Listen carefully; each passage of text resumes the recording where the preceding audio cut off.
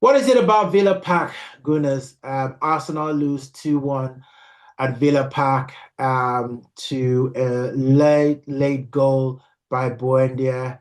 Heartbreaking stuff for the Arsenal. And it's now three away games where we've considered a first goal and ultimately have won none of those away games. So um, yeah, this was heartbreaking.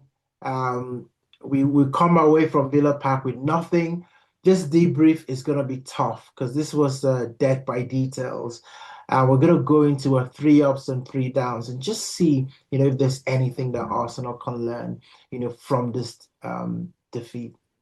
Let's get into it.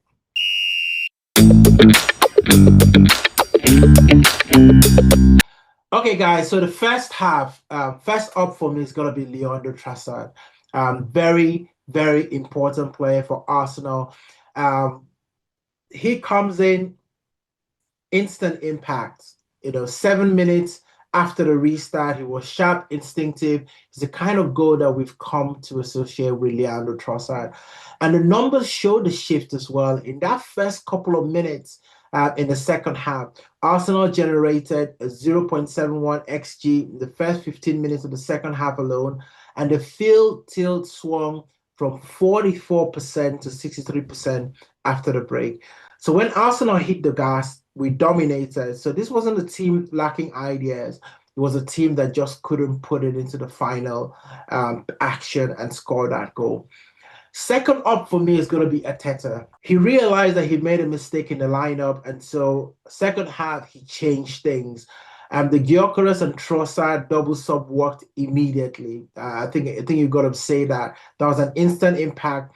Arsenal final third entries jumped from 9 in the first half to 21 in the second half. That's absolutely massive.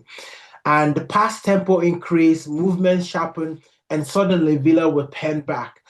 So Arteta won that tactical battle at halftime. So this loss wasn't really about coaching, it was about execution. Third up for me, Arsenal control large phases of this game. Um, and yeah, you look at the numbers, 57% possession, 13 progressive passes, from Villa who had 18, but one could argue that Villa's own were a little bit more decisive and a little bit more productive. 13 passes into the box versus Villa 7, and more touches in the final third, and more shots. So it was a game that Arsenal controlled in long stretches, but just failed to kill. Um, it's disappointing, and that brings me to my first down, for this game. And this game was about details. It was about execution.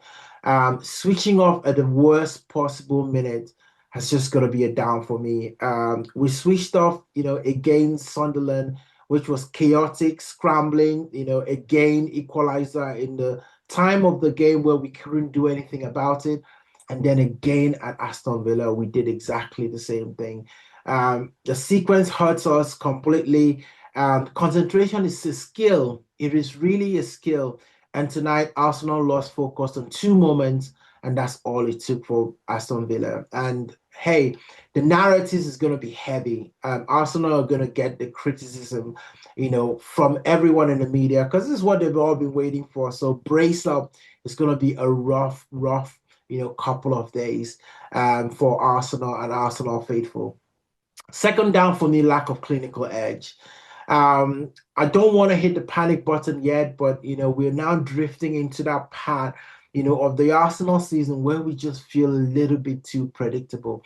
I said that December was going to be a very important month for Arsenal, and that's why that Brentford game, was very important because we needed to arrive at Aston Villa with a bit of confidence. So we won that game, but we couldn't arrive with our strongest possible squad. And this is the thing, timing is very much important in this Premier League. When you play teams, is so important. We just caught Villa at the wrong time, and we just couldn't dominate our influence, right? So Arsenal produced the better chances. Saka with two half chances. Um, Gyökeres who couldn't sort his feet out. Meanwhile, Villa. They had very low XG, but 2 goals. And that's the Premier League for you. If you don't punish teams, the football gods will punish you.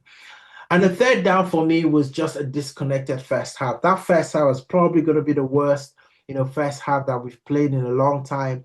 We just didn't come in there and adjust immediately to the tactics that Villa were willing to play with Arsenal. And listen, I talked about whether Sunderland was going to be a blueprint, and it seems like people are adopting, especially when they've got the players for it, adopting a very physical and aggressive, start to Arsenal games when we play away from home, especially in the first couple of minutes, because what that does is that it knocks Arsenal off their rhythm. And this team right now is showing me that they cannot get back on their rhythm, when these things sort of happen. The passing in the fight in the midfield was off. Rice, Merino, Eze wasn't aligned. Final third pass accuracy collapsed to 68%. Villa had 56% field tilt before halftime. And Cash's goal, was simple laps, in concentration, on track runner, poor recovery angle. Then you're chasing a game away from home, we drain energy, and it ultimately meant Arsenal had to burn petrol they needed in those last moments. Listen, Villa Park has struck again against Arsenal, and we're going to get it. We're going to get it from the media. I don't think this was a collapse, and I think it's very important for the players to maintain a strong mental edge, because, when Man City loses game, they just brush it off because they know it's a very long and hard season. So we cannot drop our heads, in this game. We play a Champions League game in Wednesday. We've got to focus on that. This is the next game and get a win. This game was about details, execution, concentration. You fix those, you win those games. So guys, drop your comments. Who do you think was even man of the match in this game? Hit that subscribe button as well. Hit the like button as well. We don't hide after a loss. We come out and we try and find some 3 things that were good, but we also look at the 3 things that we need to improve from an Arsenal perspective. Guys, we analyze, we learn, we move forward. Check out the channel for a preview of our Arsenal game in the Champions League, and then of course the Arsenal against Wolves. I'll actually be at the stadium to watch that game next weekend. Keep your chin up, Gunners. This wasn't going to be a tough couple of hours, but got to shake it up. We got to go again. It's a long Premier League race, and we can still do it. I'll see you guys in the next one.